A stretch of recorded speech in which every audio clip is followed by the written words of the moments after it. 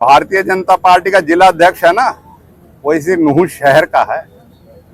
शर्म आनी चाहिए उसको।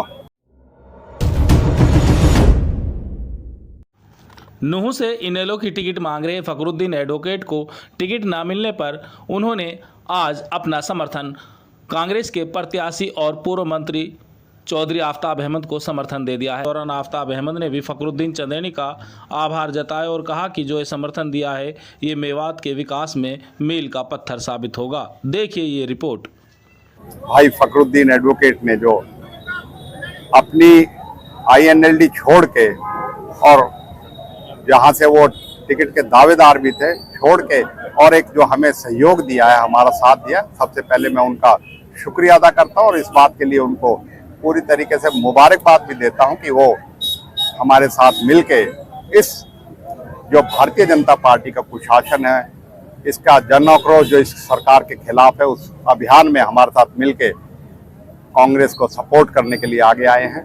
और हम मिलके इस इलाके की पहले भी हम साथ ही रहे हैं और आगे भी मिलके हम इस इलाके को विकास के, इस इलाके की तरक्की प्रगति और जो इलाके को हमसे उम्मीदें हैं, जो यकीन है, विश्वास है, उसको पूरी तरह करने की पूरी अपनी कोशिश करेंगे। उस चीज के आज सत्ता की मलाई जो है पिछले 5-6 साल से वक्फ बोर्ड के कभी चेयरमैन कभी एडमिनिस्ट्रेटर के तौर पे आज भी एडमिनिस्ट्रेटर है और आज खुद बीजेपी में है और अपने बेटे को चोर रास्ते से भेज दिया लोकदल में, जिससे बीजेपी की मदद हो जाए, क्योंकि आज ये भली भांति स्पष्ट हो गया है कि अभय चौटाला भारतीय जनता पार्टी की बी टीम के तौर पे काम कर रहे हैं। गोपाल कांडा के विरुद्ध जो है बीजेपी कैंडिडेट विड्रॉ करती है, कल ही गोपाल कांडा के साथ मिलके वो उसकी सपोर्ट करते हैं। तो ये सारी जो नूरा कुश्ती हो रही है ना, लोगों को बेवकूफ बनाने, लेकिन लोग समझ चुके हैं और जागरूक साथी जैसे भाई फखरुद्दीन हैं, इन जैसों ने और हमारे साथियों को, इलाके को इस बात की आंखों खोलने में और इस जागरूकता में हमारी मदद कर रहे हैं। भारतीय जनता पार्टी का जिला अध्यक्ष है ना, वो इसी नूह शहर का है।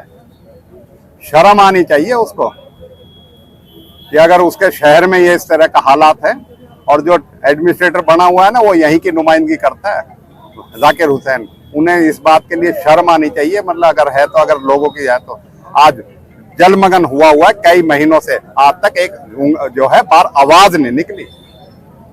हमने तो विपक्ष में रहते हुए विधानसभा से लेकर और सड़क तक हमेशा इन बातों को उठाने का करा, लेकिन ये तो नालायक सरकार थी ना। इन्होंने इस इलाके के साथ दुर्भावना के साथ जो है कार्य किया है और दूसरी जो है तरह से देखते हैं, इस वजह से इन चीजों का नहीं हो। लेकिन क्या सरकार को भारी था कि जल भराव की समस्या मतलब का निजात ना मिले?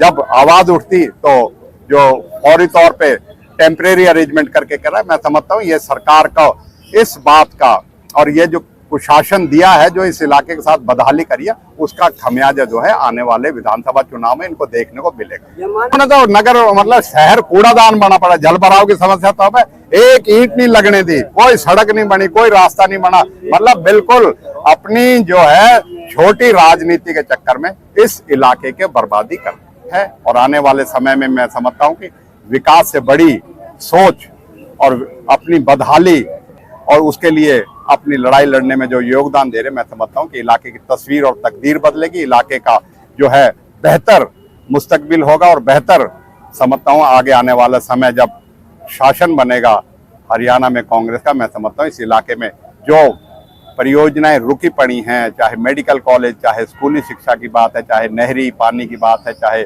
बिजली पानी जैसी बुनियादी सुविधाओं की बात है, सड़कों की बात है, बेरोजगारी की बात है, उन सब पे सरकार काम करेगी, कांग्रेस काम करेगी और हम मिलकर लोगों के साथ इस इलाके की बेहतरी के लिए, विकास के लिए, खुशहाली के लिए काम करेंगे। मुख्यमंत्री का चेहरा बदल दिया भारतीय जनता पार्टी ने।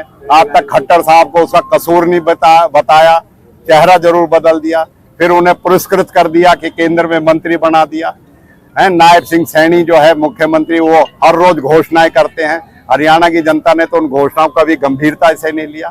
अब 10 साल हो गए, कोई घोषणा करें झूठी करें, भारतीय जनता पार्टी अपना जो है क्रेडिबिलिटी खो चुकी है हरियाणा की जनता के बीच में। मैं समझता हूं कि उनकी किसी घोषणा का लेश मात्र भी कोई यकीन नहीं करता, और कांग्रेस की घोषणाओं का हम कह सकते हैं ये घोषणाएं हमारे संकल्प पत्र में थी, उसी में आजकल जो है मल्लिकार्जुन खड़गे साहब ने और हमारे नेताओं ने कल उस गारंटियों को जो है जनता के सामने पेश किया है। कांग्रेस की गारंटी है, उन सबको पूरा किया जाएगा। और जैसा साफ होता जा रहा है, जनता का विश्वास इसी में बन रहा है कि कांग्रेस को समर्थन दे रही है, भारी विश्वास जो है समर्थन मिल रहा है हर रोज।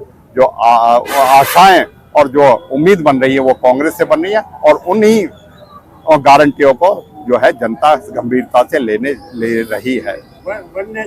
4 राज्यों के चुनाव तो इकट्ठे करा नहीं सके, महाराष्ट्र झारखंड क्यों छोड़ दिया? ये सिर्फ ढकोसला है, डाइवर्ट करने के लिए, मुद्दों से डाइवर्ट करने के लिए। इस देश में 1 नेशन 1 इलेक्शन पॉसिबल नहीं है, तर्कसंगत नहीं है किसी भी तरीके से, लेकिन ये भ्रमित करने के लिए, लोगों को डाइवर्ट करने के लिए, मुद्दों से, असली मुद्दों से डाइवर्ट करने के लिए जी के तरह तरह की जो है इस तरह के शगुफे जो है वो निकालती है। Indian national Lokdal party join करी थी, उसी दिन उनसे कह दिया था कि कार्यकर्ता में से किसी को टिकट देते हम जी जान से आपके साथ रहेंगे। जाकिर या जाकिर के लड़के को या उसके परिवार से किसी को टिकट देगा तो हम पार्टी में नहीं रहेंगे। आज अभय सिंह जिंदा है, आप पूछ सकते हो हमने टिकट की कोई कमिटमेंट नहीं करी, हमने इसी बात की कमिटमेंट करी थी, लेकिन वो बात पे अपनी खरी नहीं उतरा।